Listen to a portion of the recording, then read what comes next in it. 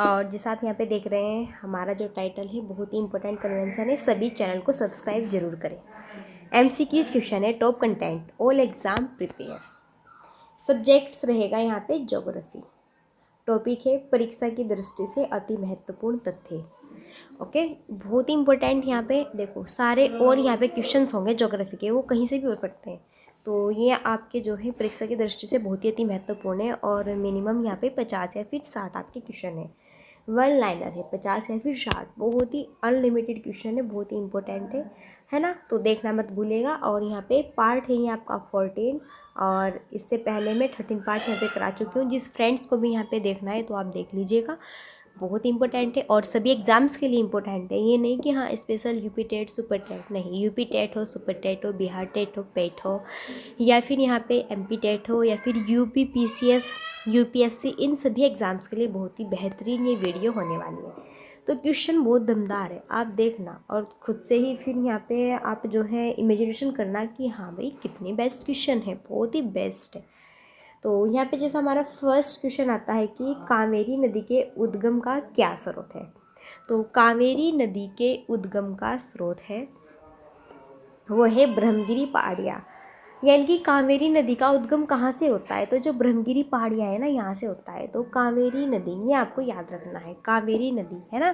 तो ये जो है इनका उद्गम कहाँ से होता है, ब्रह्मगिरी पहाड़ियों से होता है। फिर है किस नदी के तट पर गोरखपुर स्थित है, वो है राप्ती। जो गोरखपुर है ना वो किस नदी के तट पर स्थित है, तो वो है राप्ती। ये भी आपको यहाँ पे याद रखना है।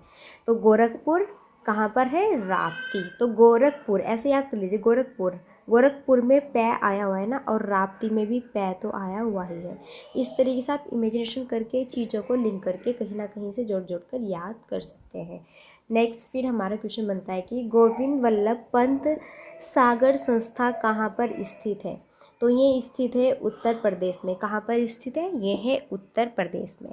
तो जो गोविंद वल्लभ पंत सागर संस्था है ये कहाँ पर स्थित है, अपने उत्तर प्रदेश में स्थित है, ये आपको याद रखना है। नेक्स्ट फिर क्वेश्चन है हमारा, ग्रामीण पर्यटन परियोजनाओं के क्रियान्वयन में सर्वोत्तम राज्य है। तो ग्रामीण पर्यटन परियोजनाओं के क्रियान्वयन में सर्वोत्तम राज्य है वो है सिक्किम। तो जो ग्रामीण पर्यटन परियोजनाएं हैं ना, इनमें क्रियान्वयन में सबसे जो है यहाँ पे सर्वोत्तम राज्य है तो वो होगा सिक्किम। ये भी आपको पॉइंट्स यहाँ पे याद रखना है।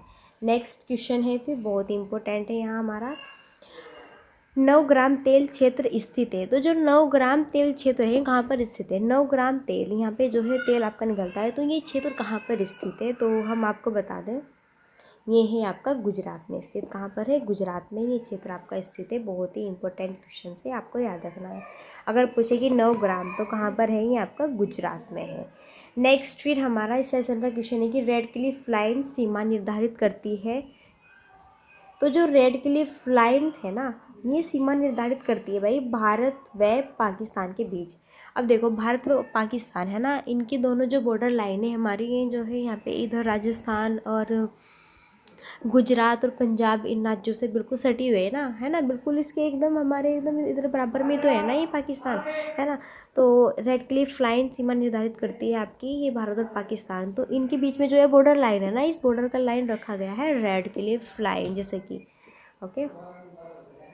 नेक्स्ट है, दक्षिण भारत की नदियाँ प्रमुख रूप से कौन सा अफवाह तंत्र रखती है। तो जो दक्षिण भारत की नदियाँ हैं ये प्रमुख रूप से कौन सा अपवाह तंत्र यहाँ पे रखती है, तो ये रखती है वृक्षनुमा। कौन सा रखती है, ये रखती है वृक्षनुमा।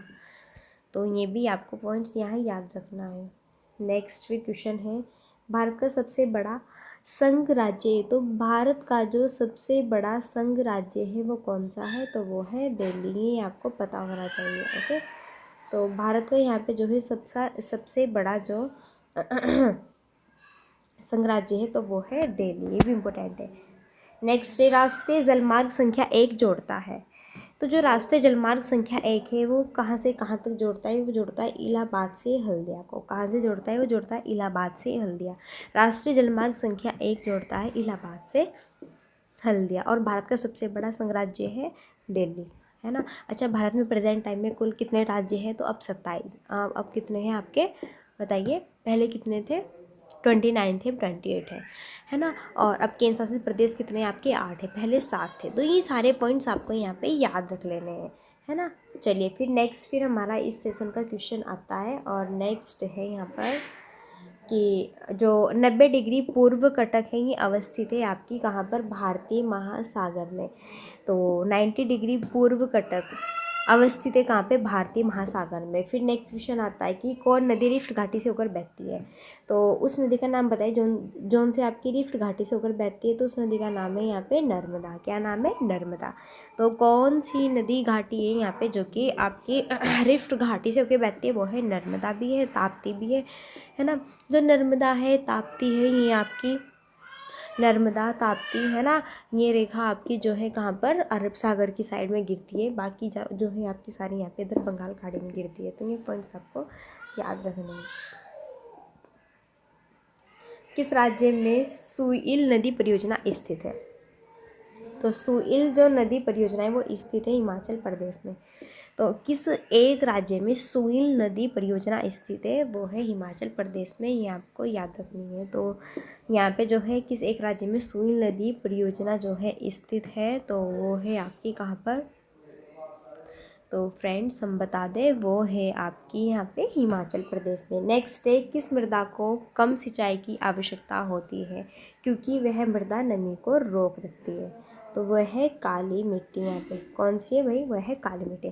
तो जो है काली मिट्टी को कम सिंचाई की आवश्यकता होती है क्योंकि वह मृदा नमी को रोक कर रखती है। काली मिट्टी बहुत ही इंपॉर्टेंट है, ओके। और इसको रेगुलर मिट्टी भी कहा जाता है, ठीक है।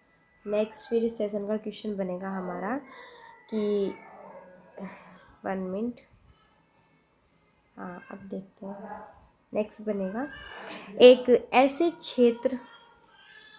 ऐसे क्षेत्र में जहाँ पर जो वार्षिक वर्षा है वो 200 सेंटीमीटर से अधिक होती है और ढलाव पहाड़ी स्थल है, किसकी खेती अभिष्ट होगी वहाँ पे? वो होगी चाय। तो एक ऐसा क्षेत्र जहाँ पे वार्षिक वर्षा 200 सेंटीमीटर से भी अधिक होती है और ढलान वाले पहाड़ी स्थल होते हैं, तो किसकी खेती अभिष्ट होगी वहाँ पे? वो होती है चाय की। चाय की खेती ना तभी होती है जब उसको पूरी यहाँ पे वर्षा चाहिए होती है 200 सेंटीमीटर मिनिमम, इससे भी अधिक, और ढलाव पहाड़ी स्थल होते हैं, ठीक है। अब ऐसा नहीं कि आप अपने खेत में जाके चाय के बागान लगा दो, बिल्कुल भी नहीं होगा, ऐसा नहीं होता है। जहाँ पे जिस चीज़ की खेती होती है ना तो वो वहीं पर होती है। ये पॉइंट्स आपको पता भी होगा। नेक्स्ट फिर हमारे सेशन का क्वेश्चन है मीठे पानी की कल्पसर परियोजना अवस्थित है। तो मीठे पानी की जो कल्पसर परियोजना अवस्थित है वो है गुजरात में। तो मीठे पानी की कल्पसर परियोजना किस राज्य में स्थित है? वो है गुजरात में। फिर नेक्स्ट क्वेश्चन बनेगा कि उत्तरी ध्रुवीय प्रकाश के लिए वायुमंडल की कौन सी परत जिम्मेदार है? तो उत्तरी ध्रुवीय प्रकाश के लिए वायुमंडल की कौन सी परत जिम्मेदार है? वो है आयन मंडल। तो उत्तरी ध्रुवीय प्रकाश के लिए वायुमंडल की आयन मंडल जो परत है वो जिम्मेदार है। टोटल कितनी यहाँ पे हमारे परत होती है? 5 होती है ना। सबसे पहले तो नीचे सौम मंडल होता है, फिर उससे ऊपर यहाँ पे कौन सा होता है? फिर यहाँ पे समताप मंडल होता है, फिर आपका कौन सा होता है? मध्य मंडल होता है, फिर आयन मंडल होता है, और फिर कौन सा होता है भाई? बाह्य मंडल होता है। जो सौम मंडल होता है यहीं पे सारी हमारी मौसम संबंधी जो घटनाएं होती है घटित होती है। और जो हमारा यहाँ पे समताप मंडल होता है, जो हमारी ओजोन लेयर होती है ना वो यहीं पे होती है। और जो ये होते हैं ना हमारा रेडियो नहीं सॉरी जो ये होते हैं ना ये जो चलते हैं यहाँ पे क्या बोलते हैं? वायुयान, है ना। तो वायुयान भी समताप मंडल में चलते हैं। और जो हमारा मध्य मंडल होता है ना बिल्कुल बहुत ही ठंडा होता है, और जो आयन मंडल होता है बहुत ही गर्म होता है। और वायुमंडल ये जो है आपका क्या होता है? एवियल क्षेत्र होता है। तो चलिए ये आपको अच्छे से समझ में आ गया होगा। नेक्स्ट फिर हमारा क्वेश्चन है कि रूस बेसिन प्रसिद्ध औद्योगिक क्षेत्र है। तो इस क्वेश्चन का जो करेक्ट आंसर बनेगा, तो रूस बेसिन प्रसिद्ध औद्योगिक क्षेत्र है वो किसका है भाई? तो यहाँ पे इसका करेक्ट आंसर बनेगा जर्मनी का। क्वेश्चन बहुत ही इंपॉर्टेंट था। नेक्स्ट फिर हमारा इस सेशन का क्वेश्चन है कि वे देश जो भूमध्य रेखा पर अवस्थित है। तो वे देश जो भूमध्य रेखा पर अवस्थित है वो कौन कौन से हैं बताना है। तो इक्वेडोर है, कोलंबिया है, सूरीनाम है, गेबन है, कांगो है, रवांडा है, केन्या है, इंडोनेशिया। इस क्वेश्चन का स्क्रीनशॉट ले लीजिएगा। क्वेश्चन बहुत ही इंपॉर्टेंट है, पूछा जाता है आपको 4 ऑप्शन में। 3 ऑप्शन ये होंगे, एक ऑप्शन गलत होगा और पूछा जाएगा कौन सा भूमध्य रेखा पर स्थित नहीं है देश, तो वो आपको देख लेना है। अब Ecuador, Colombia, Suriname, गेबन, Congo, Rwanda, Kenya, Indonesia, है ना। इसका स्क्रीनशॉट ले लीजिए, बहुत ही इंपॉर्टेंट है। नेक्स्ट है पूर्वी द्वीप समूह का कौन सा द्वीप 3 देशों में विभाजित है, तो वो है बोर्निया। तो पूर्वी द्वीप समूह का कौन सा द्वीप है जो कि 3 देशों में विभाजित है, वो है आपका यहाँ पे बोर्निया। तो ये बहुत ही इंपॉर्टेंट है इस सेशन का हमारा क्वेश्चन। नेक्स्ट फिर हमारा इस सेशन का क्वेश्चन बनेगा कि कौन सी जायद फसलें मुख्यतः सिंचित क्षेत्रों में उगाई जाती है। तो वही कौन सी जायद फसलें होती है जो कि मुख्यतः सिंचित क्षेत्रों में उगाई जाती है, वो है मूंग व उड़द। तो वो होती है मूंग और उड़द, ये जायद फसलें होती है कि सिंचित जो सिंचित यहाँ पे क्षेत्र होते हैं ना, यहाँ पे उगाए जाते हैं, जिनका नाम है मूंग व उड़द। ये सेशन का क्वेश्चन बड़ा ही बेस्ट है, याद रख लेना। अच्छा, भारत में चीनी का सबसे बड़ा उत्पादक कहाँ पर होता है, तो भारत में चीनी का सबसे बड़ा जो उत्पादक होता है, तो भारत में चीनी का सबसे बड़ा उत्पादक होता है महाराष्ट्र में। कहाँ पे होता है, महाराष्ट्र में। अगर बात की जाएगी भारत में गन्ने का सबसे बड़ा उत्पादक कहाँ पर होता है, तो वो होता है उत्तर प्रदेश में। अगर बात की जाएगी भारत में सबसे ज़्यादा जूट कहाँ पे उत्पादन होता है, तो कहाँ पर होता है, वो होता है पश्चिम बंगाल में। अगर बात की जाएगी भारत में सबसे ज़्यादा केसर कहाँ पे होता है, तो बादाम हो, केसर हो, किशमिश, छुआरा, ये सब कहाँ पे होते हैं, जम्मू कश्मीर में होते हैं। अगर पूछा जाए कि भारत में जो है बगीचों जो ये होते हैं ना आपके मसालों का बगीचा किस राज्य को कहते हैं, तो वो होता है केरल। क्या होता है, केरल में शांत घाटी। अगर पूछे कि सबसे ज़्यादा भारत में जैव विविधता कहाँ पे पाई जाती है, तो शांत घाटी पूर्वी घाट में पाई जाती है। कहाँ पर है ये, केरल में। ये तो सारे पॉइंट्स आपको याद रखने हैं, ठीक है, एग्जाम्स के लिए इम्पोर्टेंट है। भारत में अति सघन वनों का सर्वाधिक क्षेत्र जिस राज्य में पाया जाता है, वह है अरुणाचल प्रदेश। जब भारत में अति सघन वनों का सर्वाधिक क्षेत्र जिस राज्य में पाया जाता है, वो कौन सा है, वो है अरुणाचल प्रदेश। तो ये क्वेश्चन बड़ा ही इम्पोर्टेंट है, ये आपको यहाँ याद रख लेना है। नेक्स्ट है विश्व का 1/3 से अधिक कच्चा इस्पात कहाँ पर उत्पादित होता है, तो ये होता है चीन में। तो विश्व का 1/3 से अधिक जो कच्चा इस्पात होता है ना, ये चीन में उत्पादित होता है। ये भी बड़ा इंपॉर्टेंट क्वेश्चन अगर पूछे कि विश्व का 1/3 से अधिक कच्चा इस्पात कहाँ पे आपका जो है इस्तेमाल होता है, उत्पादन होता है, वो होता है चीन में। क्वेश्चन इंपॉर्टेंट था।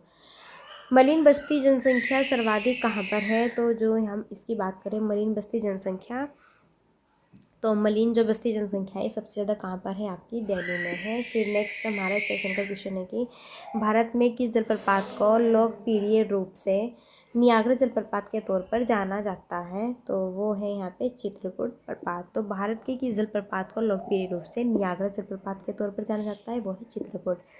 तो ये पॉइंट्स आपको यहाँ पे सारे याद रख लेने हैं। नेक्स्ट फिर हमारा इस सेशन का क्वेश्चन बनेगा कि भारतवर्ष में जंगलों का सबसे बड़ा क्षेत्र, तो भारतवर्ष में जंगलों का सबसे बड़ा क्षेत्र है एमपी में। कहाँ पर है, एमपी में, मध्य प्रदेश। और बिल्कुल आप जानते हैं कि मध्य प्रदेश में को जो है कर्क रेखा भी होकर गुजरती है और भारत को जो 2 भागों में डिवाइड करती है, एक उत्तरी भारत में, एक को दक्षिणी भारत में। वो कौन सी रेखा है, वो है यहाँ पे कर्क रेखा। और ये भारत के टोटल 8 राज्यों से होकर गुजरती है कर्क रेखा।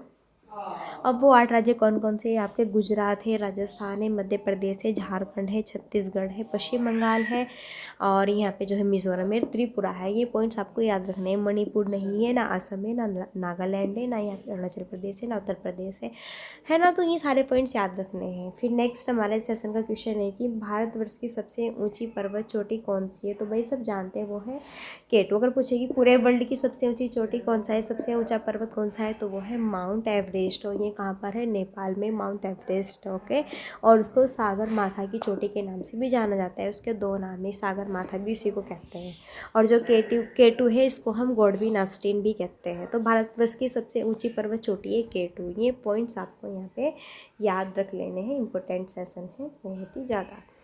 नेक्स्ट फिर सर्वाधिक रबर की खेती कहाँ पर होती है, तो जो सर्वाधिक रबर की खेती होती है वो अमेजन तथा जायरे बेसिन में होती है। कहाँ पे होती है, अमेजन तथा जायरे बेसिन में होती है। नेक्स्ट फिर हमारा इस सेशन का क्वेश्चन बनेगा कि भारत के बंदरगाहों में कौन सा एक खुला सागरीय बंदरगाह है, वो है चेन्नई। कौन सा है भाई, वो है चेन्नई। बहुत ही इंपॉर्टेंट है, यहाँ पे इस क्वेश्चन को आप जो है कर सकते हैं। नेक्स्ट फिर है कि भारत के किस राज्य में किस में जो है सागवान का वन यहाँ पे पाया जाता है, तो सागौन के जो वन पाए जाते हैं वो एमपी में पाए जाते हैं। तो भारत के किस राज्य में सागौन के जो वन होते हैं वो पाए जाते हैं, सबने देखा होंगे, जिसके छोटे छोटे पत्ते होते हैं, उनकी लकड़ी बहुत ही कठोर होती है। जो यहाँ पे बंदूक बनती है ना, उसके पीछे से जो बंदूक की पिस्तौल बनती है, तो वो सागौन के पेड़ से बनाई जाती है। ये कहाँ पे है भाई, एमपी में है। नेक्स्ट हमारा सेशन का क्वेश्चन है फिर कि भारत में अधिकांश प्राकृतिक गैस का उत्पादन कहाँ से किया जाता है। तो यहाँ पे बनेगा कि भारत में अधिकांश प्राकृतिक गैस का उत्पादन कहाँ से किया जाता है, तो वह है आंध्र प्रदेश तट से। तो यहाँ पे हमारा क्वेश्चन करेक्ट आंसर बनेगा। फिर नेक्स्ट हमारा इस सेशन का क्वेश्चन है कि कौन सा क्षेत्र ज्वारीय ऊर्जा का उत्पादन का प्रमुख क्षेत्र है, तो वो है खंबात की खाड़ी। तो कौन सा क्षेत्र ज्वारीय ऊर्जा का उत्पादन का प्रमुख क्षेत्र है, वो है खंबात की खाड़ी। ये भी आपको यहाँ याद रख लेना है, बहुत ही इंपॉर्टेंट क्वेश्चन है। नेक्स्ट, कौन सी श्रृंखला कश्मीर घाटी को सिंधु घाटी से अलग करती है। कौन सी श्रृंखला है जो कि कश्मीर घाटी और सिंधु घाटी को अलग करती है, वो है ग्रेट हिमालयन। तो यहाँ पे कश्मीर घाटी और सिंधु घाटी को अलग करती है, वो है ग्रेट हिमालयन। नेक्स्ट फिर क्वेश्चन है कि जो जास्कर श्रेणी है ये कहाँ पर स्थित है। तो जो जास्कर श्रेणी है जम्मू कश्मीर में स्थित है। कहाँ पर है, जास्कर श्रेणी जम्मू कश्मीर में स्थित है। पीर पंजाल भी जम्मू कश्मीर में स्थित है, इंपॉर्टेंट है। अच्छा, भारत में सड़कों का घनत्व किस राज्य में सर्वाधिक है, तो वो है केरल। तो सड़कों का घनत्व किस राज्य में सर्वाधिक है, तो वो है केरल। इंपॉर्टेंट सेशन है, आपको ये याद यहाँ पे रख लेना है। नेक्स्ट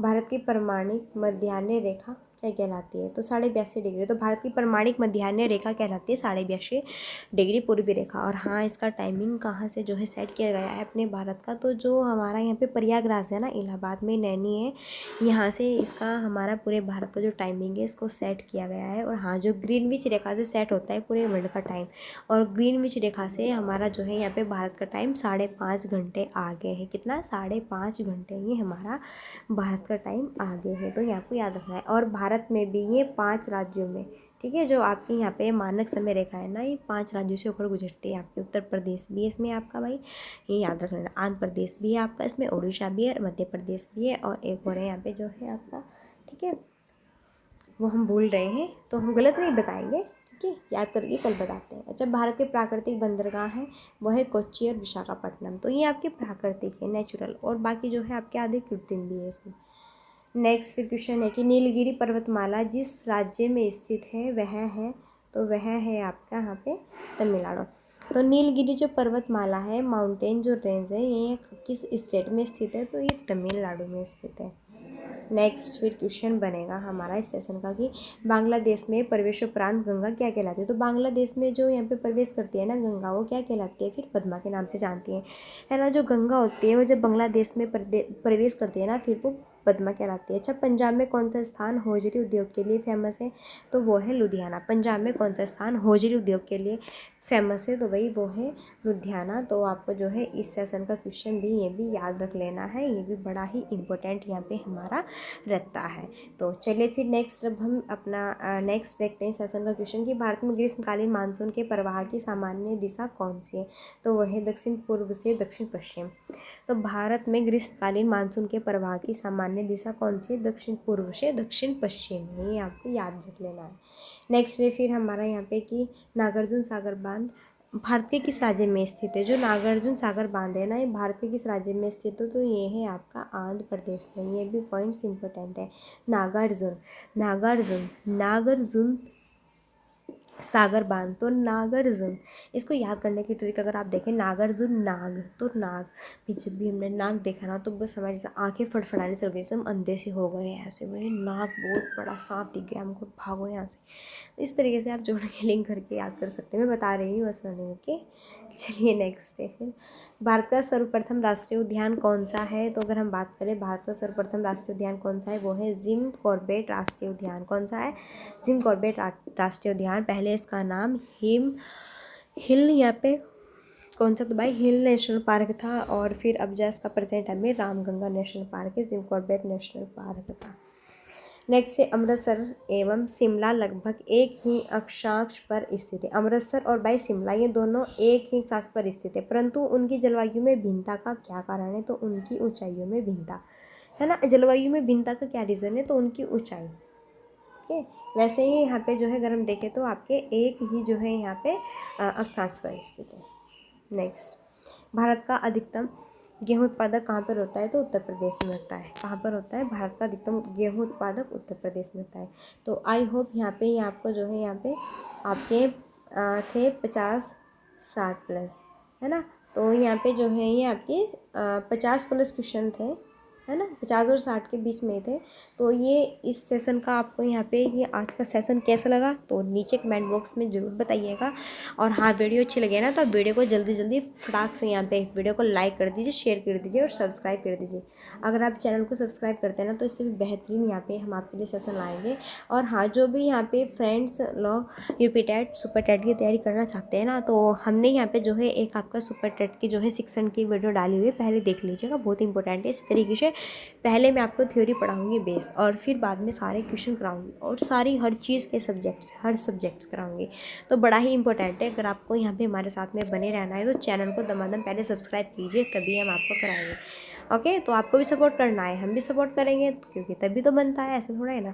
तो चलिए फिर मिलते हैं नेक्स्ट वीडियो में। तब तक के लिए आप भी अपने आसपास के जो है इन्वायरमेंट को बिल्कुल स्वच्छ रखिए, साफ़ रखिए, और अपने पेरेंट्स लोगों के साथ में अच्छे से टाइम स्पेंड कीजिए, और अपने जो है यहाँ पे एजुकेशन को भी लेकर चलिए, और अच्छे से अपना ध्यान रखिए, है ना। अपने हेल्थ का ध्यान रखिए, स्वास्थ्य बेस्ट होना चाहिए, तभी तो हम यहाँ पे जो है अपनी सफलता को गेट कर सकते हैं। तो सबसे जो है यहाँ पे हमारी मेन पॉइंट ये रहता है, सबसे पहले हमारा स्वास्थ्य बिल्कुल बेस्ट होना चाहिए। तो फ्रेंड्स देखो, अगर आपको ये अच्छा लगा है सेशन तो जल्दी जल्दी लाइक कर दीजिए, शेयर कर दीजिए और सब्सक्राइब कर दीजिए सभी फ्रेंड्स। अगर बेस्ट लगा है तो ही आप कर सकते हैं, अगर आपके मन में है तो ही करना, अदरवाइज़ नो। ओके, तो चलिए फिर अब हम विदा लेते हैं आपसे, और मिलते हैं कल नेक्स्ट वीडियो में। सुपर टेट की वीडियो भी लेकर आएंगे, और एक आपकी जीके की भी रहेंगी, ज्योग्राफी की। तो फिर तब तक के लिए thanks for watching this study and bye bye.